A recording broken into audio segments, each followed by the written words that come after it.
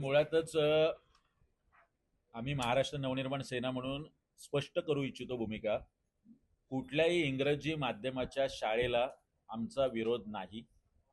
मात्र नवी मुंबई महानगरपालिकेच्या सभागृहात सत्ताधारी आणि तोंडावर बोट असलेले विरोधक, अपवाद आमचे नगरसेवक अभिजित देसाई सोडले तर, यांनी जो ठराव मान्य केला की सरसकट सर्व मराठी माध्यमाच्या शाळा बंद करून इंग्रजी माध्यमाच्या शाळा सुरू करणं, याला महाराष्ट्र नवनिर्माण सेना म्हणून आमचा विरोध आहे. सभागृहात आमच्या नगरसेवकांनी ते मांडलंय आणि सभागृहाच्या बाहेर सुद्धा विविध मराठी या विषयावर काम करणाऱ्या मराठी अभ्यास केंद्र असतील, इतर सामाजिक संस्था संघटना यांना घेऊन आम्ही विरोध करणार आहोत. अत्यंत उत्तम नवी मुंबई महानगरपालिकेच्या कार्यक्षेत्रात मराठी माध्यमाच्या शाळा सुरू आहेत. अगदी 1000-2000 घणसोलीमध्ये शाळा क्रमांक जी 42 आहे तिथे 3500 विद्यार्थी मराठी माध्यमात शिक्षण घेत आहेत. अशा वेळी आपण त्या शाळा बंद करून तिथे इंग्रजी माध्यम सुरू करणार आहात का, हा सवाल आम्हाला सत्ताधाऱ्यांना विचारायचा आहे.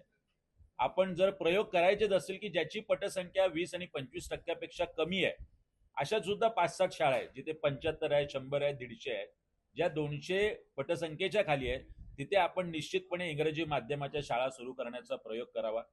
पण तरीही इंग्रजी माध्यमाच्या शाळा सुरू करण्यासाठी आपल्याकडे असलेलं इन्फ्रास्ट्रक्चर हे पुरेसं आहे का? एकाच बाजूला 10 दिवसांपूर्वी महानगरपालिकेच्या शाळेचे स्लॅब कोसळत आहेत. आरटीईची नीट अंमलबजावणी या नवी मुंबई महानगरपालिका कार्यक्षेत्रात होत नाही. शिक्षकांची, मराठी माध्यमातल्या शिक्षकांची वानवा आहे.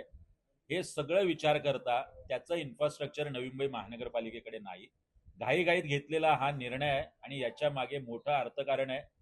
थोड्या काही वर्षांनी या महानगरपालिकेच्या शाळा खाजगी संस्थांना द्यायच्या, ज्या पद्धतीने सीबीएसईच्या शाळा सुरू केल्या आणि खाजगी संस्थांना करोडो रुपये त्या संदर्भात दिले जातात.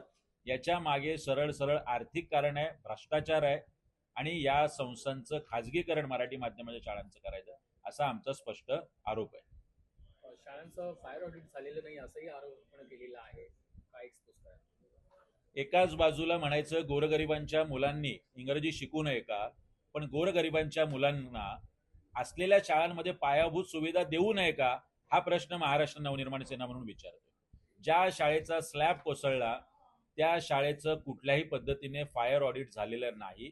अशा पद्धतीने नवी मुंबई महानगरपालिका कार्यक्षेत्रामध्ये संपूर्णतः 51 शाळांचं फायर ऑडिट झालेलं नाही याचं माहितीच्या अधिकारात उत्तर महानगरपालिकेने सर्व प्राचार्यांनी जे लिहून दिलंय ते आम्हाला दिले. म्हणजे आमच्या मुलांनी त्या अग्नितांडवात होरपळावं, मात्र तुम्हाला काही करून इंग्रजी माध्यमाच्या शाळा रेटायच्या आहेत, पण आहे त्या सुविधा देण्याचं काम महानगरपालिकेकडून होत नाही, याचा हा डळडळीत पुरावा आहे.